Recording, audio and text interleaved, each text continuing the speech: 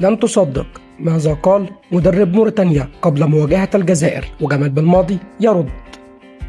قبل ما نبدأ في أي تفاصيل هاخد من وقتك كام ثانية كده في الصلاة على سيدنا النبي عليه أفضل الصلاة وأتم التسليم في التعليقات.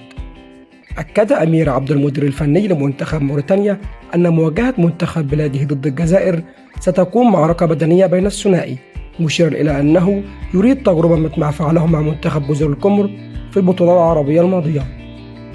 ويخوض منتخب الجزائر مباراة مصيرية أمام موريتانيا الثلاثاء على ملعب السلام ضمن منافسات الجولة الثالثة والأخيرة من المجموعة الرابعة بكأس الأمم الإفريقية كوت ديفوار 2023.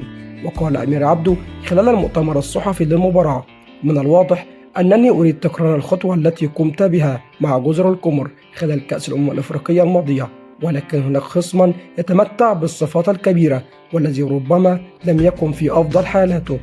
غدا ستكون معركة بدنية، ولكن لدينا مميزات أخرى على المستوى الفني، هم أفضل منا، ولكن يمكننا أن نصنع الفارق مع اللاعبين المؤثرين.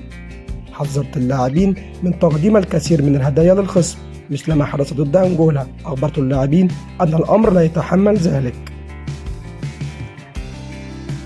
ومن جانبه رد الجزائري المدرب جمال بالماضي على هذه التصريحات قائلا: حضرنا جيدا للمباراة من الناحية البدنية، أنا أحب الضغط، كرة القدم فيها الكثير من الأحاسيس، ومن لا يتحمل الضغط عليه بتغيير المهنة.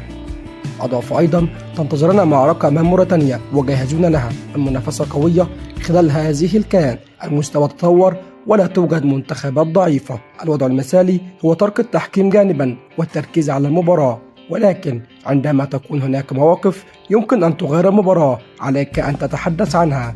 تم التحقق من أهدافنا الثلاثة التي استقبلناها بواسطة الفار، ولا يمكننا إلقاء اللوم على الحكم في أي شيء. وعن رياض محرز علق قائلا: لا أريد أن ينسى الناس ما يمكن أن يفعله محرز غدا، لن أخبرك ما إذا كان سيبدأ أم سيجلس على مقاعد البدلاء، فهذا ليس الشيء الأكثر أهمية.